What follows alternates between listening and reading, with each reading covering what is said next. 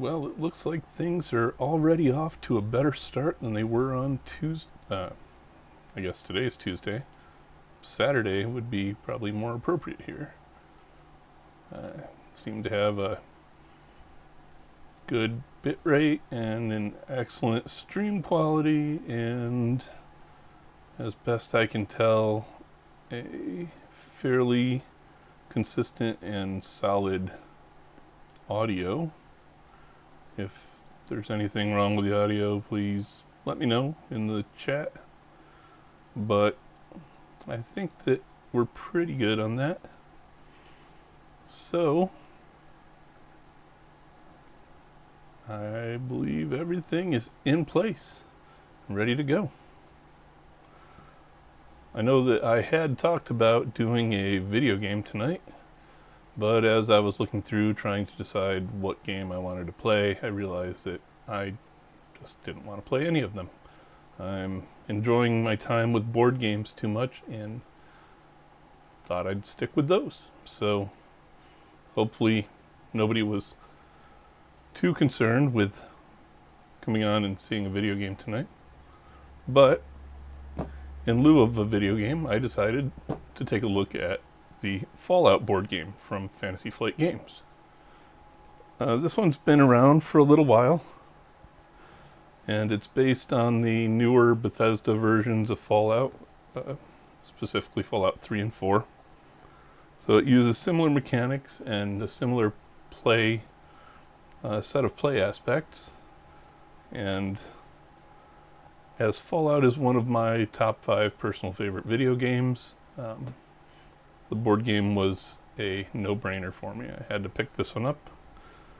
So just to cover a little of the basics, Fallout's a tabletop miniature strategy game for 1 to 4 players. Playtime on it can vary, but normally playtime's only going to be about 1.5 to up to 3 hours probably. There is one expansion for the game, which you can see here, the New California board game expansion, which travels into the areas seen in Fallout New Vegas. And there is an expansion for cooperative play to boost the number of players up to 6. So if you have larger parties, you can get the cooperative expansion and have 6 simultaneous players on the board. So it adds a couple of new characters to the gameplay. As you'll see here in a minute when we start going through it, all of the miniatures are unique characters, so everybody has their own individual wasteland wanderer to play as. So, as you can see, it's a hexagonal based navigation, so you've got all of the hexes to traverse. You've got 5 characters in this initial set, and you've got each of your character cards simulating essentially a Pip-Boy. So let's go ahead and crack open the core game for now and take a look at what is in here. Okay, so first of all, we have 2 manuals, and this first one, the Learn to Play, is more of a quick start guide. So this walks you through like a first game, an initial setup, a basic overview of the rules. The extended rules and errata are actually in the other manual. But this one's everything you need to jump in and play that first time through. And then at the very end here, which is what I'm mostly interested in, as I don't have much of a gaming group, or more to the point, any gaming group at all, you have your addendum here at the end that covers the rules and updates to be able to play the solo experience. So Saturday, when I do the full playthrough, I'll be using that version of the rules. Now, the second book, you can see there's a lot less pictures in here. This is the full and complete rules for the game. So this has all of the in-depth information that that quick start guide just barely touches upon. It's basically a glossary. As for the pieces themselves, I'll show you here in the quick start guide that there are several components for the game, including various decks of cards and play space. Did I put that in upside down? Somebody put it in upside down. Oh well, these are your player cards or dashboards. So essentially, if you're playing the video game and you opened your Pip-Boy to see your character and character stats, this would be the equivalent of that. I like that thematically they're all done in the wasteland olive drab kind of distressed look. But there are 4 of these here, 1 for each player.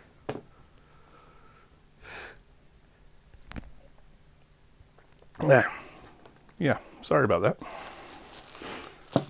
So moving along, we've got our hexagons. So these are terrain, and a selection of them are going to be used to build the board out of. There's a variety of terrain, obstacles, towns, everything you'd expect to find out in the wasteland if you're playing a Fallout video game. And there's 21 of those that are dual-sided, so it leaves a lot of variety in there for multiple playthroughs. Oh, is that Vault 44, or is that, what vault is that in the TV show? I haven't watched it yet.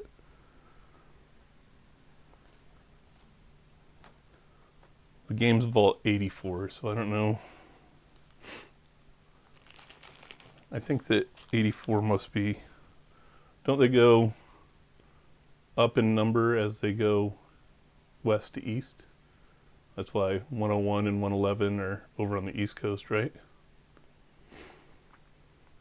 So, I don't know, maybe the new California expansion especially might have some crossover, so that would be cool.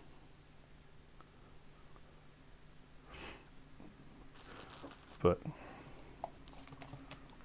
oh, of course they did. I guess with Vault 76 being in Appalachia, they kind of overrode that anyway, huh?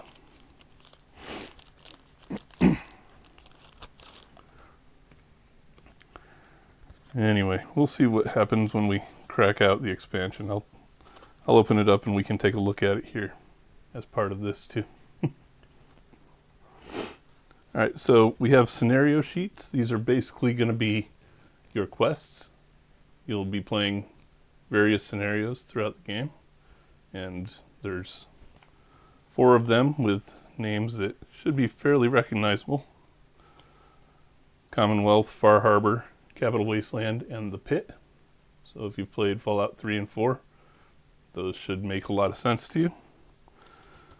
Those set up your quests and your overarching goals for the game. I'm going to just go in order through the instruction guide to... Go in order through the instruction guide to take a look at what we've got in here. So here are our miniatures. We have a ghoul. We have a super mutant. So in Fallout 4 terms, I guess so far that's Hancock and Strong. We've got our essentially a wastelander. So again, Fallout 4 terms, I'd probably call that a Piper. We've got our Brotherhood of Steel, Power Armor sporting Dance. And we've got a generic Wastelander, which I believe is supposed to be our Vault Dweller of some sort. I can't figure out my centering on my camera. There we go. So that's our generic, maybe a gunner. Yeah, he definitely could be with that standard combat armor. So those are your 4 characters that you get to choose from. Then we have a few decks of cards. So first up in the cards, we have fingers that don't want to work. We have several of this sort of card. Yeah, I think if they had released a Preston, it would have hurt the game sales more than helped them. Because settlements are in this game, and we don't need somebody continuously telling us that one of them needs our help.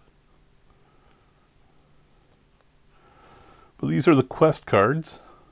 So these will be individual quests and missions that you do toward completing your goal, which is your overall scenario. And as you can see, there are a lot of these. So 100 different quest cards available. Well, there's Preston for you. It's a Minutemen quest.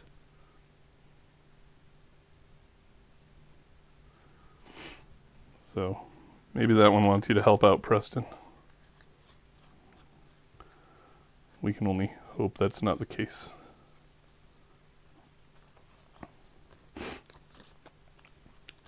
So beyond those cards, we also have character and special cards here.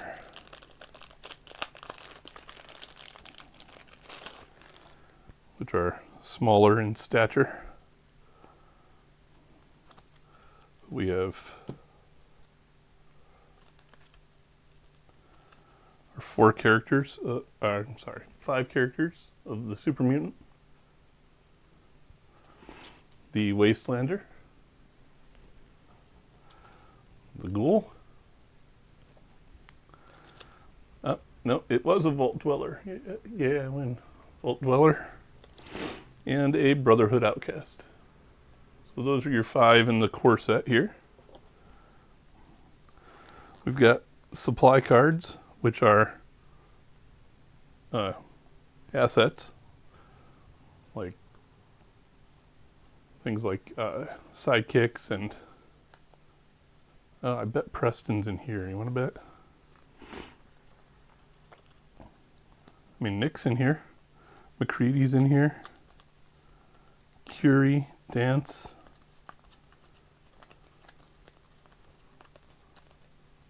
Kate. No Preston. No love for him at all, apparently. But these assets include anything that's not a weapon, essentially. So all that junk you would be carrying around in your inventory and probably never use. I didn't call her a sidekick.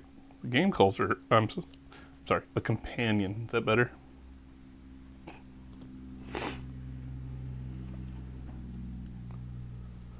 All right, we've got perk cards, so leveling up your character. There's your perk tree. There's several of those that will give you game appropriate perks.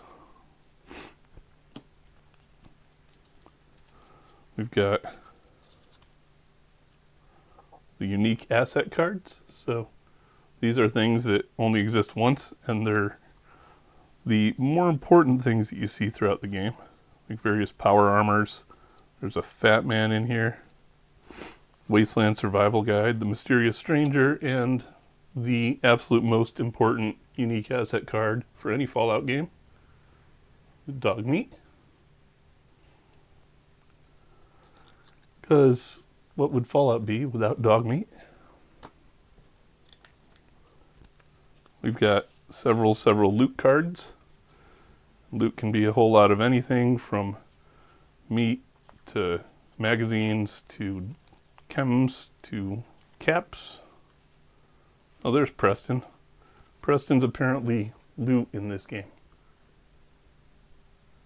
I don't know why. Wouldn't you just leave that if it was the loot you found?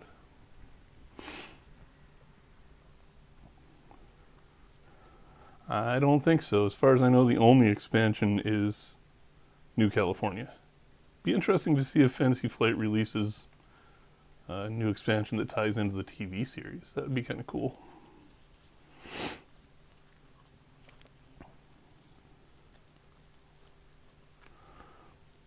And then we have what are called agenda cards, which kind of are like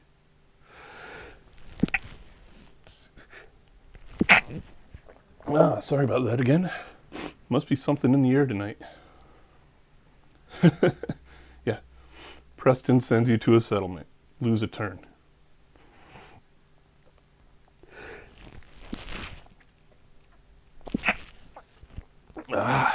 Jeez. Sorry.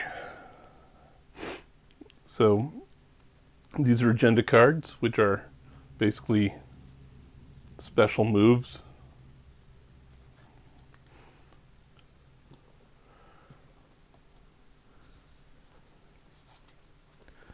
Then you've got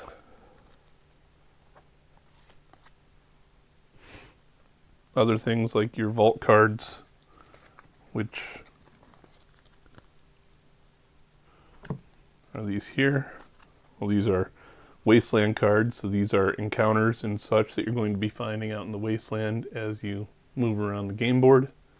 You've got things like settlement cards, which are Preston's favorite thing, and you'll be dealing with settlements and other wastelanders as you move around as well. And you've got vault cards, which deal with the various other vaults that you may stumble across in the wasteland. All of which are different varieties of the quest cards, the primary quest cards. And then you've got several different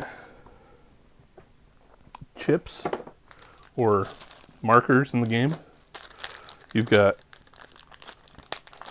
enemy tokens, which are all of your favorite standard wasteland enemies from the Fallout games.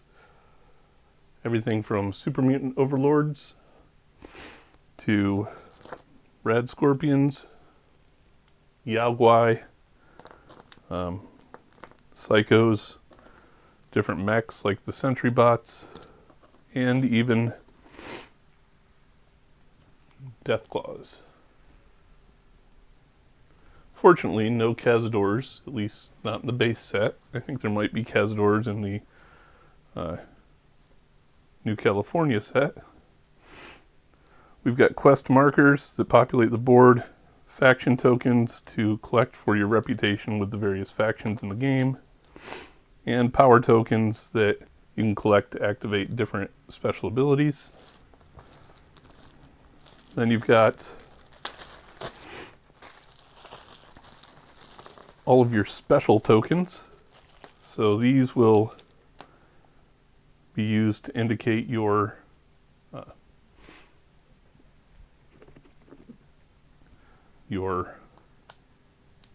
selected primary special skills. So they nestle into your little player deck really nicely there. You've got plenty of caps because you need caps for a true Fallout game.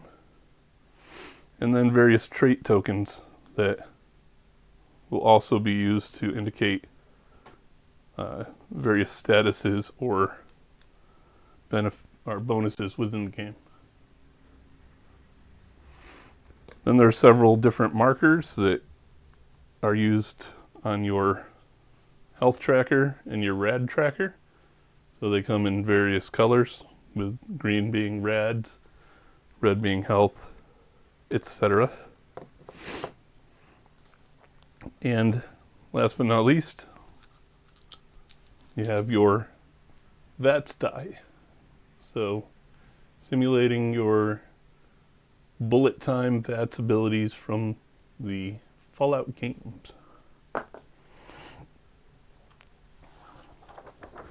So the way you're going to set up is you're going to take whatever scenario you want and then build a map based on those scenario instructions. So starting out, you pick one of the 4 scenarios that you're going to play. You're going to see the map layout that's diagrammed on the back of each of the scenario cards. And you're going to set up the game based on those map instructions. So you'll see each of the map tiles has an up arrow, so you're always going to have the maps oriented in the same direction. But then each of them also has an indicator that tells you which side applies to which condition on the setup card.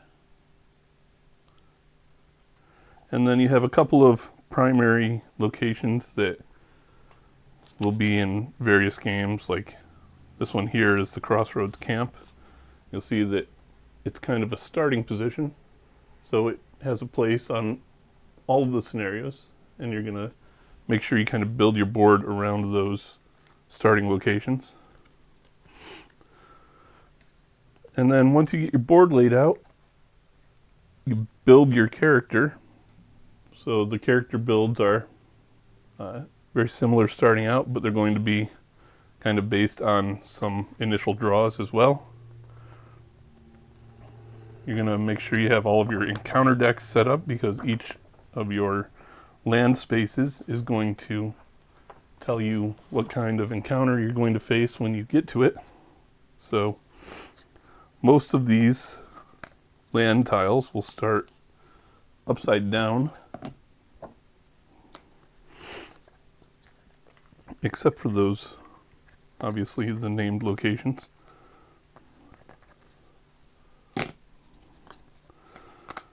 So build your board out of those, right? So there's your green and your red land tiles.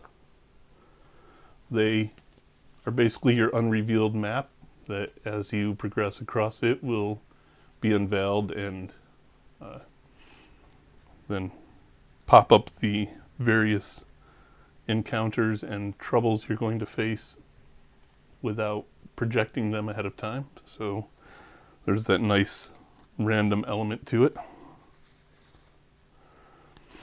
which if you're a player like me, generally means you're going to get screwed over, because I don't have the best luck with random encounters or non-random encounters or dice rolling. But it's always what we love most that hurts us the most, so that makes sense. I'm not good at video games either, in case anybody's interested, so you're not missing out on much by not getting a video game stream tonight. So yeah, that's the randomness. That's the how the various pieces are going to build on each other for the game. You've got your XP track on here, so basically you'll start out with no XP. You'll have your hit points, and you'll have your rads. So no rads to begin with, but you'll accumulate them as you go through certain tile space tiles. And that's why they have these little,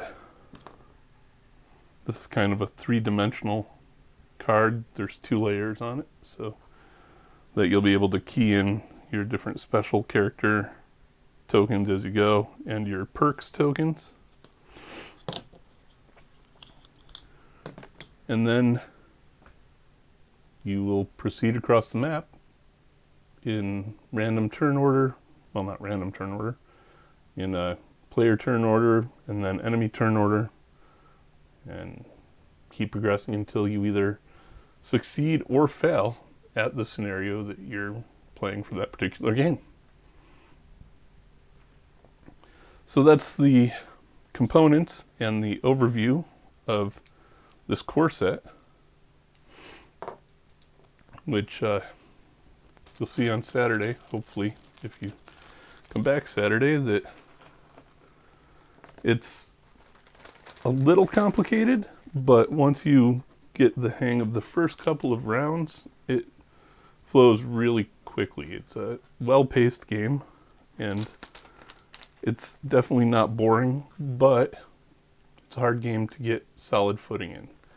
You can pretty easily get in a bad place right in the very first handful of turns, and then you're kind of working at a deficit for the rest of the game. So that actually isn't very far diverged from how things work in the video games either. Especially for those of us that like to explore the maps and run out of the vault and turn the opposite direction of whichever way the game wants us to go and runs into a Yagwai or a Deathclaw at level 1. It's very easy to make poor decisions in this game as well.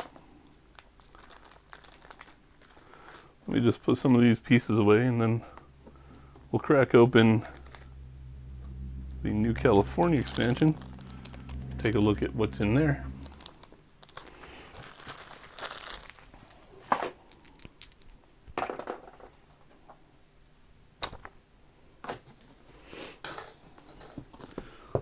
Several of the games that I plan to cover throughout this series of streams have various expansions, and I am both a completionist and a poor money manager, so I have quite a number of them.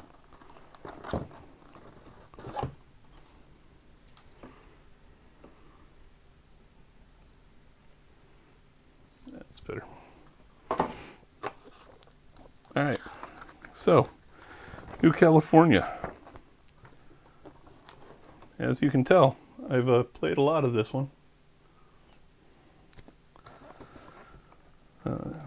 Like I said, I don't really have much of a gaming group, so not really much of a surprise.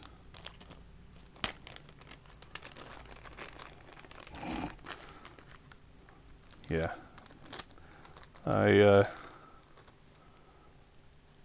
When I was playing Fallout 4, I went southwest with at a very low level and ended up finding the sea of radiation. So that didn't work out so well for me.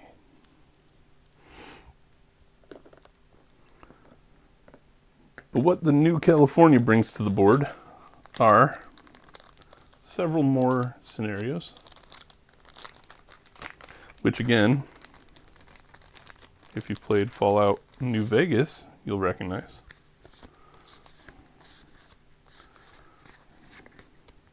Has updated versions of the core 4 scenarios that are in the core set. And it adds, oh, well, this one, here's a throwback for any of you who might remember even further back than Fallout 3, back to Fallout 1 and 2. But there's a Rise of the Master scenario. And then there's an NCR scenario. So not even New Vegas, it's pre-New Vegas. It's the original series. Hopefully not as brutal as that first cave in Fallout 2, between that cave full of rad scorpions and the time limits to find the Gek in Fallout 2, that was super frustrating. But this one's also packed full of new perks, new assets. Let's see what kind of assets we have here and if they're nicely Fallout 1 and 2 appropriate.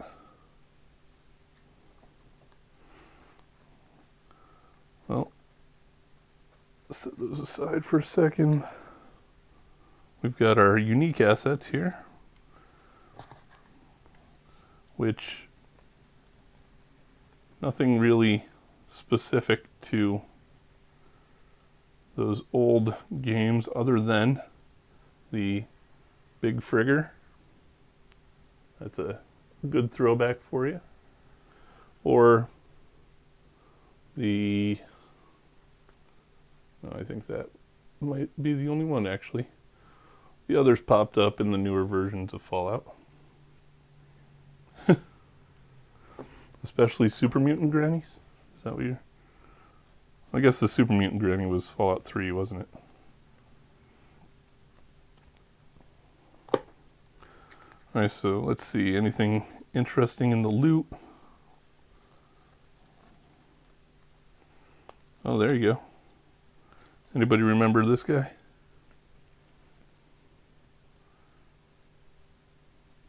One of the... What were they? The Arizona Rangers? Is that what they were in 1 and 2? And then some really good ones. Everybody's actual favorite super mutant. And even better, something that really needs to come back to the game is your very own personal trained Deathclaw.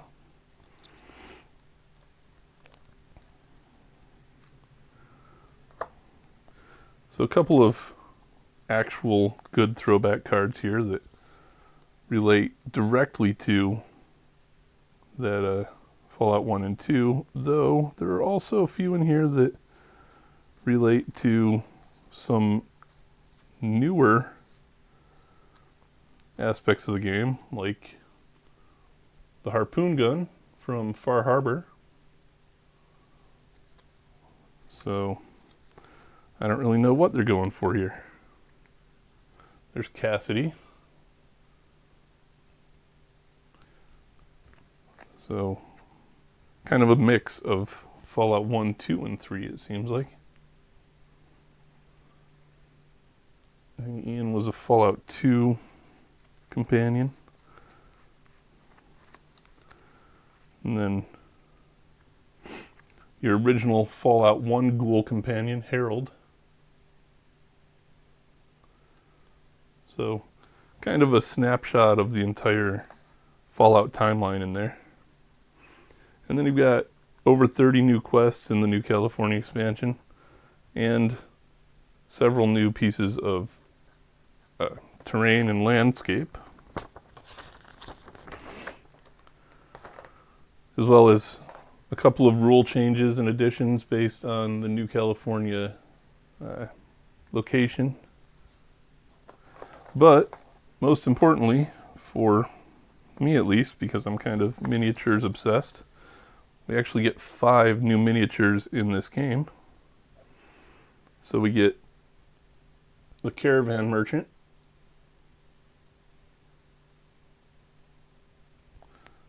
we get a Lone Gunslinger,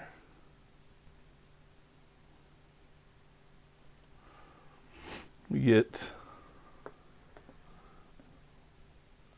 a Mr. Handy,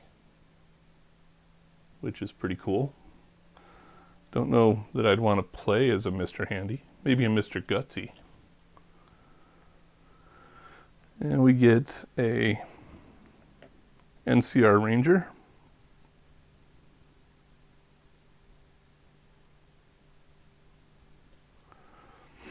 And last but not least, we get an enclave drifter. Somebody from the Far East heading way out west. And even though they're in the New California expansion, they're obviously interchangeable with the characters in the core set. Yeah. Can you imagine a Gutsy programmed off of G.I. Joe cartoon logic? That would be pretty great, actually. I think I'd enjoy that quite a bit.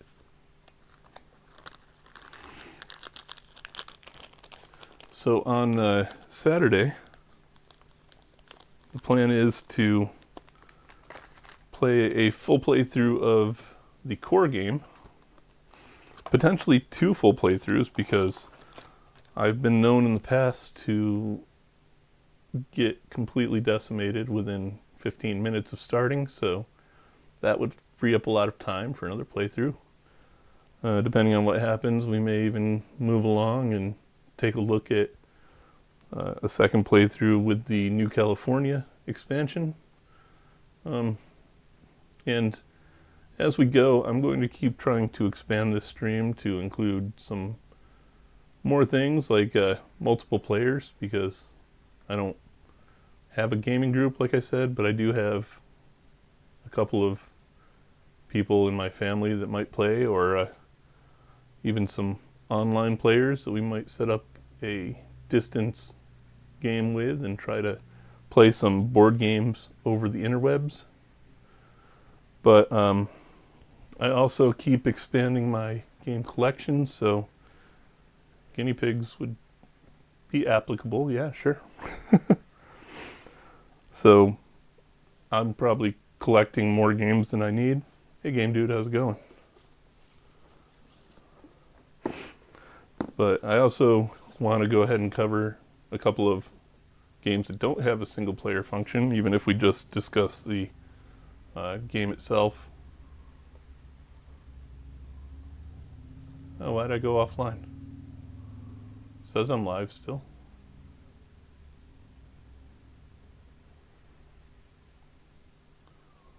Can anybody hear me talking or see me doing anything?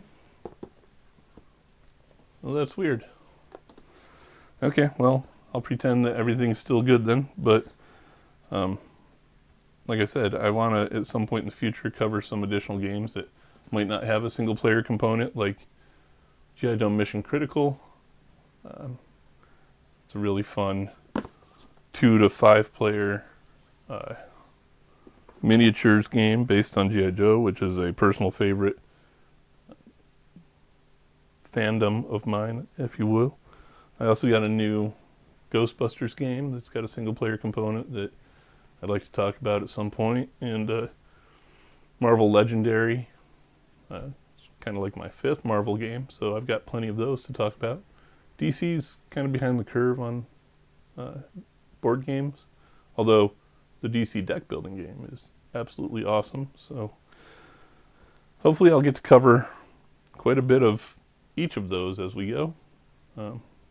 So I'd like to keep growing this and introducing new games to people that are potentially like me and never really got much of a chance to play them because of social or work or familial obligations, but have a little more free time now and dedicating part of it to this. So hope you can all come back Saturday and we'll kick one of these off from the ground up and see how a playthrough goes. And until then, check out the YouTube channel, because I've got a few videos in the pipeline and some good stuff coming up over there, hopefully. So I think that'll do it for today, and I will theoretically see you all this weekend. Thanks, everybody.